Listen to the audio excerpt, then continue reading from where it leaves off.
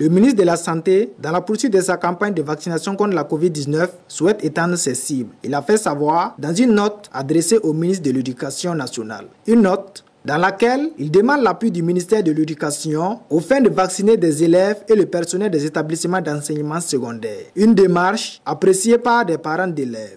J'ai la ferme conviction que la vie va de pair avec la santé et il est primordial pour tout être humain de préserver sa santé. Le gouvernement, donc, dans sa bonne volonté de préserver la santé de la population, encourage cette dernière donc, à accepter donc, le vaccin. Et à mon avis, cela donc, est noble et cela est encourageant. Le gouvernement ne peut que faire son devoir et il est important que chacun donc, veille à préserver sa santé. Moi, je me dis que le ministre il a fait son travail.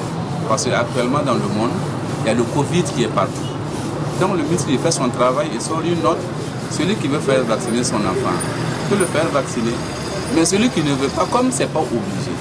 Moi, je me dis que si la note là était obligatoire et pour dire que tous les parents doivent obliger leur enfant à se faire vacciner, c'est ça que je peux intervenir. Mais tant que ce n'est pas obligatoire, je me dis que chacun fait ce qu'il veut. Depuis la découverte du vaccin contre la COVID-19, plusieurs scientifiques du monde ont dénoncé les risques que peuvent encourir les bénéficiaires, ce qui met en doute d'autres parents d'élèves concernant son efficacité. Beaucoup pour le moment n'ont pas encore perçu l'importance de la vaccination.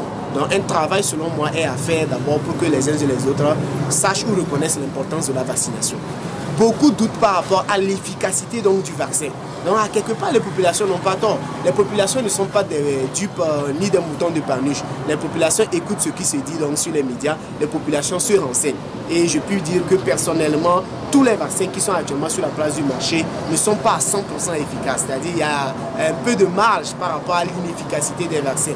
Et nous avons des vaccins qui s'en vont réveiller donc, quelques maladies, donc, ou du moins accentuer donc, quelques maladies bénignes de certaines personnes, ou disons corser un peu la mise par rapport à certaines souffrances de certaines personnes. Les gens n'ont pas confiance au vaccin. Là. Voilà. Avant, quand on parle de vaccin, les gens se précipitent, mais je ne sais pas pourquoi maintenant les gens n'ont pas confiance. Bon, ouais, donc je crois que le vaccin aussi, bon, en tout cas, ça aide beaucoup à prévenir beaucoup de maladies. C'est vraiment